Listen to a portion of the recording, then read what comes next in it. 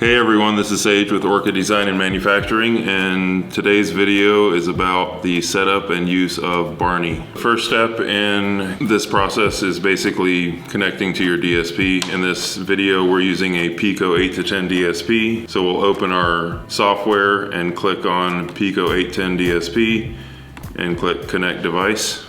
Okay, so we're going to connect to the 8-10 DSP, and then a menu pops up. We're going to click Read Single Preset, get connected to the DSP. And now that we're connected, we are going to connect Barnie to the software. So to do so, you'll hit the Measure tab, and it opens up the Measure window in the software. If you're using the MOS mic, you're going to want to make sure that you hit Connect Mic before you plug the MOS mic into the amplifier or DSP. So we'll hit Connect Mic. And what Connect Mic does is it makes sure that the mixer is all zeros, so there's no sound coming in or going out of the processor. If you don't hit Connect Mic and plug this into the MOS mic into the DSP, you can get microphone feedback and blow up speakers in the car. So it's very important that you hit the Connect Mic button before plugging in the MOS mic. Now we got everything connected. That you want to do before taking any measurements, set high pass crossovers on especially the tweeters and sometimes mid-range drivers or mid-bass drivers to protect them, because when we're taking measurements, we're playing sine sweeps from 20 to 20K, and you want to make sure that you cross over the speakers. Go into your crossover filter section and make sure you do have a high pass on the tweeters. And we'll go ahead and put a high pass on the mid-bass drivers. We don't need to do any type of crossover on the subwoofer right now. That'll be fine. The first step in doing the whole setup is taking your delay measurements. You'll click on the delay tab, and you see you have your green boxes to the left. You have channel 1, 2, 5, and 6, which is actually our 1 and 2 are our tweeters, 5 and 6 are our mid-bass drivers, and they correlate to these windows here. So this is your front left tweeter, this is your front right tweeter, left mid-bass, right mid-bass. To take a measurement, you just basically click on the measure tab, and you get a reading, and you click it again and it stops. You go to your next speaker, get the reading and press the button so it stops, and move on to your next speaker. Once you get the time delay measurements for the tweeters and mids, you will have to use a measuring tape to measure from the subwoofer to the Barnie head. The direct pulses that the software plays, the subwoofer is not able to play those frequencies, so it can't pick up the distance of the subwoofer. So we're probably 30 inches from the subwoofer. Type in 30 and 30.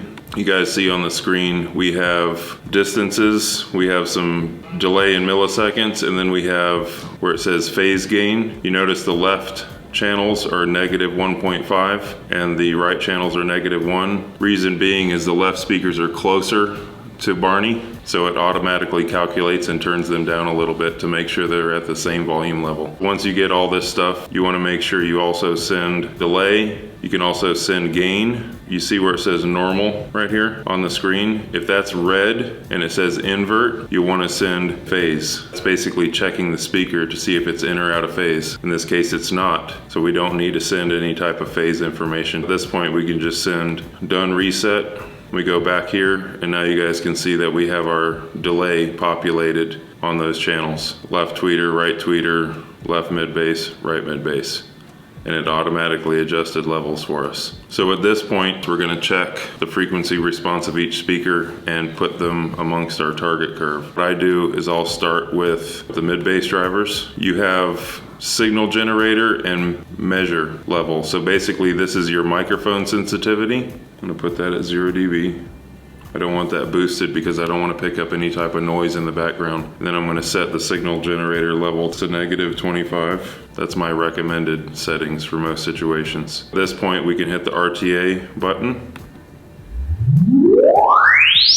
And now we can see the frequency response of the mid-bass drivers without a low pass on them. So they're just crossed over at 80 Hertz high pass, and they're playing up as high as they possibly can. So these drivers seem to play all the way up to 5,800, 6,000. What I'll do at this point is go into my tweeter, change my crossover. Let's start at 5,000 Hertz. Go back to the measure screen, turn on our tweeters, and run And now we can see over here that they're actually crossing over at 6,000 hertz. The objective of the game here, you see this curve here, which I can turn it on and off in the software. That's our reference curve. At the end of the whole process here, we're going to EQ them and set them up to match this line. We want to adjust levels to start with to make sure that our speakers are matched amongst the target curve line. We can turn up and down the tweeters, and we can turn up and down the mid-bass drivers. So I'll just run this again and start working on that.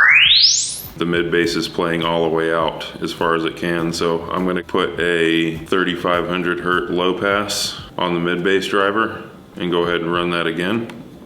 I can run my tweeter again. Basically what I'm trying to do here, I want to adjust the tweeter level and I want to adjust the mid level so it's amongst the target curve, because I don't want to pull down all these frequencies to this line. I want to do the least amount of equalization possible. So getting your levels of your tweeters and your mid bass and your mid-range drivers amongst the target curve to start with, you'll end up with better results right out of the gate. I'm going to go ahead and turn down the tweeters, change these.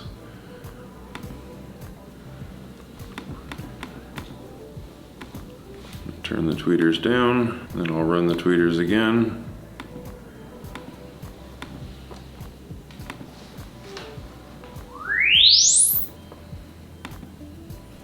Okay.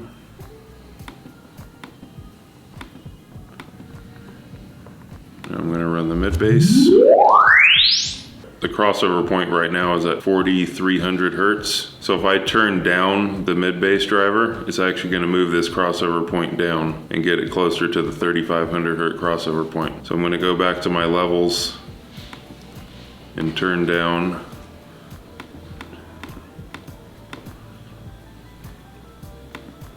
Turn that down 6 dB. Go ahead and run that again. All right, so now we're closer to our target frequency of 3,500 hertz. We're gonna go ahead and move to phase. So in phase, when you hit the phase tab, the first thing that pops up that you'll see at the top of the screen, it says choose reference channels not shifted. What that means is when you're phase aligning the front stage, the channel not shifted is the driver that's playing the largest bandwidth. It's a 6.5 inch and tweeter two-way. The driver not shifted would be the 6.5. If it's a three-way system with a 6.5 mid bass, a 3-inch mid-range, and a tweeter, your reference driver that's not shifted will be your mid-range driver, because that driver is playing the largest bandwidth. Since it says choose reference channel not shifted, we're going to choose channel 5 and 6 and hit OK measure. And now it says choose channel 2 phase adjust. That'll be the tweeters.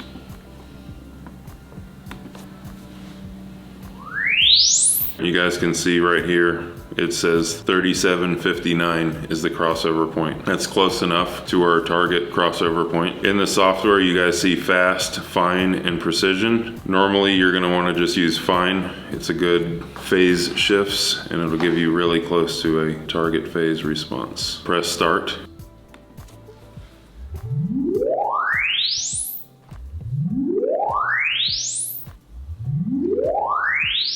It's changing phase 40 degrees at a time.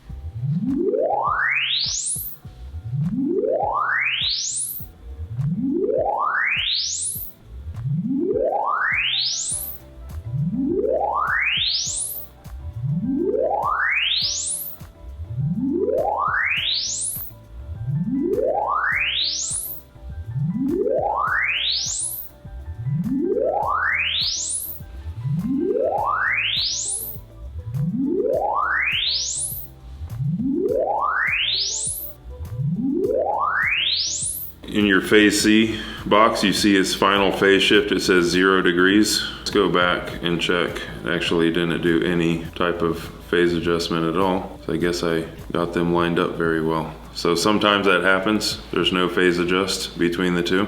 Normally, if it does a phase adjust, it's going to put an all-pass filter here in these last boxes of the tweeters, but in this case, it didn't do any type of phase adjust. At this point, we can run the full response.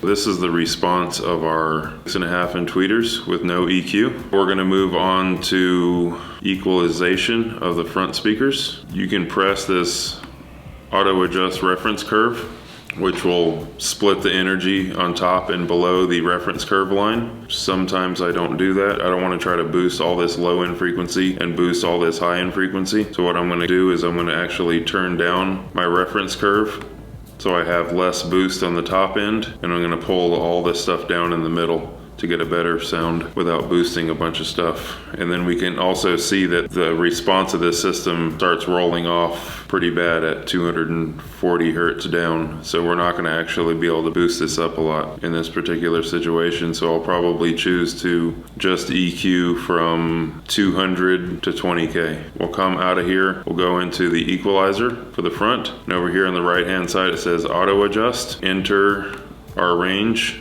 200 to 20K, and then we're going to do left right sum. So what that left right sum means is it EQs the left, then it EQs the right, and then it EQs the left and right together. Another thing that you want to check, the advanced settings. You can adjust your max boost. I'm not allowing the equalizer to boost more than 3 dB. You can put this at 0 dB, you can put it at 6 dB, you can put it at 12 dB. Recommend default at 3 dB. You don't really want to boost more than that. So all this stuff will be pre-populated. You just want to make sure you click left right sum, 3 dB boost, and you basically press start.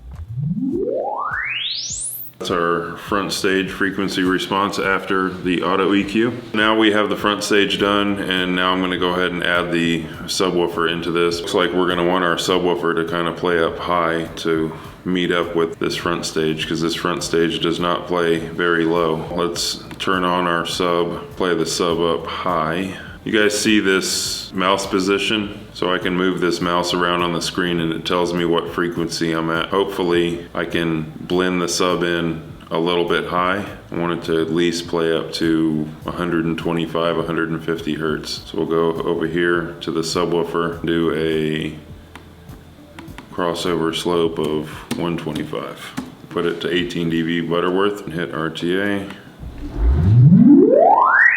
We need to make some adjustments to the level. You guys see me clicking on these letter boxes next to the speakers. You can actually use these to adjust levels together. I'm gonna go ahead and turn the sub down. I'll go ahead and turn it down to 3. Run the subwoofer. Definitely have some type of something going on in this particular demonstration with a big dip, but once we try to fix the phase and do some EQ, we can probably get rid of this dip. So let's just go ahead and move into phase. Back at the phase shift, choose channels not shifted, which are gonna go back to the 6.5 inch mid basses in this particular situation, because there's basically no phase adjustment to those drivers. The tweeters are phase aligned to the mid basses, and then we're gonna phase align the subwoofers to the mid basses and run the frequency. And now we can run the frequency response of the subwoofer. And we're at 139 hertz. We'll go ahead and press start.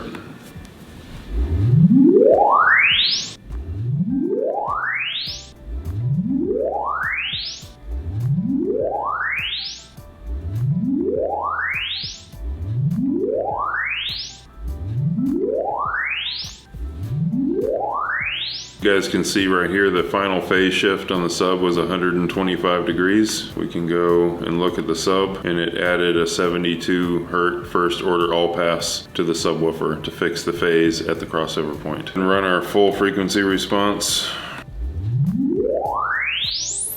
We added the subwoofer to the front stage. Obviously you guys can see it's not a perfect frequency response. It's just the nature of the room that we're dealing with. In a vehicle, you 99.9% of the time will get a really nice flat frequency response that matches your target curve completely. In this particular situation, demo situation, we're not in the perfect environment for this, but I just wanted to show you guys the basic steps on how to use the software with Barnie. You're technically done tuning the vehicle. Next step, disconnecting the microphone from the vehicle and then listening to the car. Hit the connect mic button again. We can go ahead and unplug Barnie from the amplifier. Good, that's unplugged. Okay, you're going to want to make some adjustments to the audio system. You're going to want to adjust things all together. If you're going to want to turn up the front stage, you're going to want to select tweeters and mid basses together, and then you can turn them up together. You can turn them down together to your desired listening level. If you want to move the center image left to right in the car, you would change these boxes and you would do the left side as A and the right side as B. If you need to move the image to the right or left, you can use the left side and adjust the levels up and down to steer the image to the center of the vehicle. You don't want to go back in and change time delay, because once you change that, it's going to change the phase response and all that stuff. And then obviously you can adjust your sub level. In normal listening, you're going to want your sub a lot higher than what it shows on the graph. And at this point, you're basically done tuning the car. You can get in it and turn on the music, and I promise you it'll sound great. All right, so now we're going to talk about the Rade AI USB microphone preamp. You'll use this if you don't have a BT Plus port on your processor, like an old 6 to 8 aerospace or older 8 to 12 aerospace. This is not really used very often in newer product, but if you have an older product, this is how you use this. The only difference between this and the Mos mic is the way it does time delay. So I'm going to show you guys really quick how it does time delay. First things first, we're going to go ahead and minimize the software, and we're going to find the Rode Central app, which you need to download to your computer. All right, so once you open the app, the Rode Central app, you can plug in the Rade AI module into the USB of the computer. Click on your AI micro. You get this window that pops up. On the Rade AI, there's 2 inputs on it, or 3 inputs. There's a stereo 1 headphone and stereo 2. So you're going to use stereo 1 input. Make sure on your app, you guys can see, you can click on this and change this. You want to put this on stereo 1. You want to go here to stereo 1, and you're going to want to turn this level all the way up max. So once you get that setting done, you can go ahead and minimize the app. You do not want to close the app, because if you close the app, the Rade AI will disconnect from the computer. You can go back into your software, go into measure, click on USB sound card, and then we're going to go to the delay tab, and I'm going to show you how to do the delay. Turn on all the speakers except the subwoofer, because the direct pulses cannot be played by the sub, so we're still going to have to enter those manually by measuring with a tape measure. Right now I have my front tweeters and my front mid basses on, and I'm going to go ahead and turn up my mic sensitivity. Press delay. With the Rode, you don't click on each individual speaker, it does it all together in one process. Press start.